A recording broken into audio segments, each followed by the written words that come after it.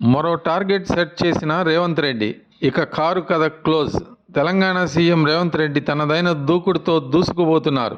ఇచ్చిన హామీలని అమలు చేసే దిశగా ముందుకు సాగుపోతున్నారు. ఇదే క్రమంలో రాజకీయంగా మరింత స్ట్రాంగ్ అయ్యేలా కాంగ్రెస్ని బలోపేతం చేసే దిశగా ప్రయత్నాలు చేస్తున్నారు. ఇందులో భాగంగా పార్లమెంట్ ఎన్నికల కన్నా ముందే కొత్త టార్గెట్ సెట్ చేశారు.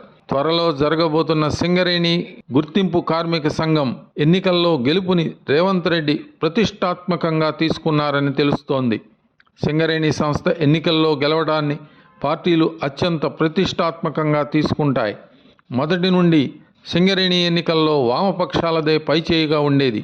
అయితే తర్వాత కాంగ్రెస్ అనుబంధ కార్మిక యూనియన్ ఐఎన్టీయూసీ కూడా ఆ ప్రాంతంలో చక్రం తిప్పింది. అయితే తెలంగాణ ఏర్పడిన తరువాత గడిచిన 10 ఏళ్లుగా బీఆర్ఎస్ అనుబంధ సంస్థ కీలక పాత్ర పోషిస్తోంది. ఇంతటి ప్రతిష్టాత్మకమైన సంస్థ ఎన్నికల మరో 2 వారాల్లోనే జరగబోతోంది.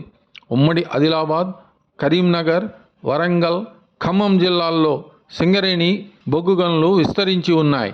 ఏ జిల్లాలో పనిచేస్తున్న ఉద్యోగులు, కార్మికులు ఆ జిల్లాల్లోనే నివసిస్తుంటారు. వేలాది మంది కార్మికులు ఓటింగ్లో పాల్గొననున్నారు. అందుకే రాజకీయ పార్టీలకు సింగరేణి కార్మిక సంఘం ఎన్నికలు ప్రతిష్టాత్మకమైపోయాయి.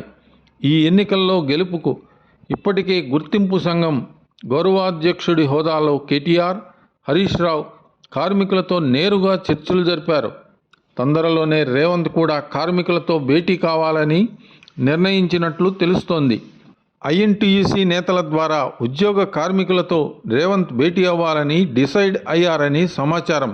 4 జిల్లాల పరిధిలోని 11 ఏరియాల్లోనూ ఐఎన్టీయూసీనే గెలవాలని రేవంత్ నేతలకు చెప్పారని టాక్. అసెంబ్లీ ఎన్నికల్లో చూపించిన దూకుడునే ఇప్పుడు కూడా చూపించాలని రేవంత్ రెడ్డి భావిస్తున్నారు. ఇప్పుడు మంచి విజయం సాధిస్తే దీని ప్రభావం పార్లమెంటు ఎన్నికల్లో కూడా ఉంటుందని రేవంత్ రెడ్డి నమ్ముతున్నట్లు తెలుస్తోంది. సింగరేణి కార్మికులు, ఉద్యోగుల మద్దతు లేకుండా పార్లమెంటు ఎన్నికల్లో కొన్ని స్థానాల్లో గెలుపు అంత ఈజీ కాదు. మొన్నటి అసెంబ్లీ ఎన్నికల్లో ఆదిలాబాద్, వరంగల్, ఖమ్మం జిల్లాల్లో కాంగ్రెస్ మెరుగైన ఫలితాలు సాధించింది. వరంగల్, ఖమ్మం జిల్లాలో దాదాపు ఏకపక్ష విజయాలే దక్కించుకుంది. అందుకనే సింగరేణి గుర్తింపు కార్మిక సంఘం ఎన్నికల్లో కూడా కాంగ్రెస్ పార్టీ అనుబంధ సంఘమే గెలవాలని రేవంత్ రెడ్డి డిసైడ్ అయినట్లు సమాచారం. ఇందుకోసం పక్కా ప్రణాళికతో వారు ముందుకు సాగుతున్నారు. బీఆర్ఎస్ అనుబంధ సంస్థ సంఘం నుంచి సింగరేణిని హస్తం చేసుకుంటే కారు పార్టీకి మరింత డ్యామేజ్ కలగటం ఖాయమని చెప్పవచ్చు.